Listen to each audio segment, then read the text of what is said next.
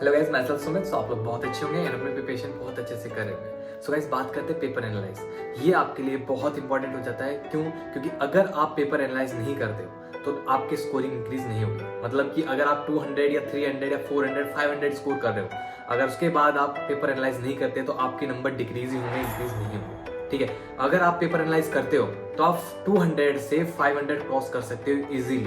But point क्या है कि आपको पेपर एनालाइज करना है। मतलब कि जो बच्चे स्कोर करते हैं अच्छा वो कैसे करते हैं कि पढ़ते बहुत लिमिटेड है, बट वो अपना पेपर देने के बाद जितने भी टेस्ट सीरीज उन्होंने ज्वाइन किए हैं सबको पेपर अच्छे से देने के बाद पेपर एनालाइज करते हैं, जो कि बहुत इंपॉर्टेंट होता है। और वो जो पेपर एनालाइज करते हैं, जो हम पेपर में गलती करते हैं, वो चीज़ हमारे ना माइंड में बहुत लॉन्ग टर्म मेमोरी में स्टोर हो जाता है, जिसके कारण वो चीज़ नहीं भूलते। और हमेशा जब भी हम चैप्टर पढ़ते हैं तो वही पॉइंट हमें स्ट्राइक करता है कि इस चैप्टर में मैंने ये प्रॉब्लम की थी, ये मिस्टेक मैंने की थी, तो इसको अब नहीं करना। अब मैं बताता हूँ आपको पेपर एनालाइज कैसे करना है।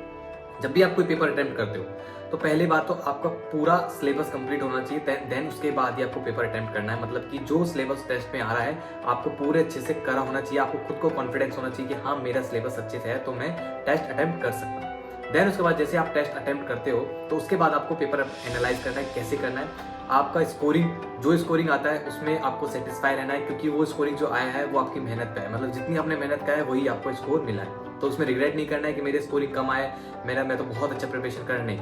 उसके बाद जो आपकी मिस्टेक्स हुई हैं, जो आपने गलतियां की हैं, कहीं पे भी जो चैप्टर में गलतियां की हैं उनको करना क्या है, एक डायरी लेनी है। एक डायरी आपको मेंटेन रखनी है। ठीक है, लाइक दिस मैंने ये डायरी अपनी मेंटेन की थी, तो एक डायरी आपको मेंटेन करनी है। उसके बाद उस डायरी में आपको जो भी चैप्टर, मतलब कि जो चैप्टर आपका टेस्ट में आया था, ठीक है, जो चैप्टर आपका टेस्ट में आया था उस डायरी में उस चैप्टर का नेम डालना है। ओके, और जो जो क्वेश्चंस आपने उसमें गलत किए थे, जो आपसे मिस्टेक हो गई थी, वो क्वेश्चंस आपको नोट कर लेने हैं और उनका जो क्यों गलत किया था, क्या रीजन थे, वो सारे रीजन उसमें लिख लेने हैं। उस क्वेश्चन के नीचे क्वेश्चन लिखना है, देन उसके बाद उसका रीजन लिख लेना है कि ये रीजन के कारण मैंने इसमें क्वेश्चन में गलती करी थी। देन उसके बाद उसका सॉल्यूशन लिखना है। तो ऐसे जितने भी टेस्ट देते हो हर टेस्ट में आपको करना क्या है, हर टेस्ट के बाद आपको पेपर एनालाइज ऐसे ही करना है। उसके बाद सारे जो आपके मिस्टेक, जो गलती आपने पेपर में की थी, वो आपने नोट डाउन कर लिया डायरी में चैप्टर वाइज। उसके बाद जब कभी भी आप नेक्स्ट टाइम उस चैप्टर को रिवाइज करते हो या फिर कभी भी टेस्ट अटेम्प्ट करते हो, नेक्स्ट टाइम उसी चैप्टर पे बेस्ड टेस्ट अटेम्प्ट करते हो, तो आपको करना क्या है, उसे डायरी खोलना है। रिवाइज करने से पहले, उस टेस्ट के लिए प्रिपरेशन करने से पहले आपको अपनी डायरी ओपन करनी है। देन उसके बाद उस चैप्टर को जाना है, उस पर देखना है कि मैंने किस टॉपिक पे कहाँ पे मिस्टेक की थी। वो टॉपिक आपको देखना है, उसको चेक करना है कि हाँ, इस पॉइंट पे मैंने इस चैप्टर में इस लाइन पे मिस्टेक की थी, इस क्वेश्चन मिस्टेक की थी। वो चीज़ आपको माइंड में सेट हो जाएगी। देन आप जब उस चैप्टर को दोबारा रिवाइज करोगे, जब उस चैप्टर को आप दोबारा रिवाइज करोगे तो वो पॉइंट आपके माइंड में रहेगा कि ये चीज़ मैंने मिस्टेक की थी, तो वो रिवाइज करते समय उसे अच्छे से पढ़ लेना है। तो जब आप रिवाइज करोगे तो वो चीज़ अच्छे से पढ़ोगे। ठीक है, अगर ऐसे आप करते हो, अगर आप हर टेस्ट के बाद ये चीज करते हो, तो आपकी जो भी वीकनेस है वो डे बाय डे इंप्रूव होगी। वो वीकनेस आपकी खत्म होती जाएगी और आपकी जो स्ट्रेंथ है वो वीकनेस आपकी स्ट्रेंथ में कन्वर्ट होती जाएगी।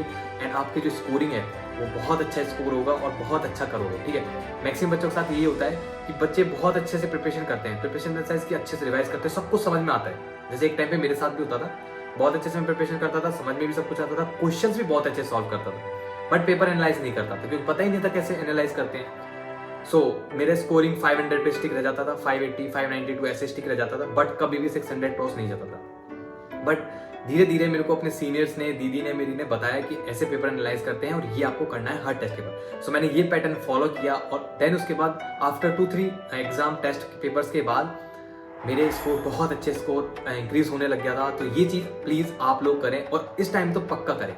जैसे कि अभी नीट में 3 मंथ हमारे पास हैं, इसके बाद हमारी नीट एग्जाम है। आप अभी प्लीज ये पैटर्न फॉलो करें, आपके लिए बहुत बेनिफिशियल होगा, बहुत ज्यादा बेनिफिशियल। और आपके जो बच्चा अभी 200 300 स्कोर कर रहा है वो भी इजीली 590 580 क्रॉस कर सकता है। और उसके बाद जो 600 क्रॉस करना है वो उसकी मेहनत पर डिपेंड करेगा कि वो कितने पेपर सॉल्व करता है। ठीक है, अगर वो डेली बेसिस पे 3 से 4 क्वेश्चन पेपर सॉल्व करता है तो इजीली 600 क्रॉस करेगा। ठीक है, ये था, आपको अच्छा लगा होगा।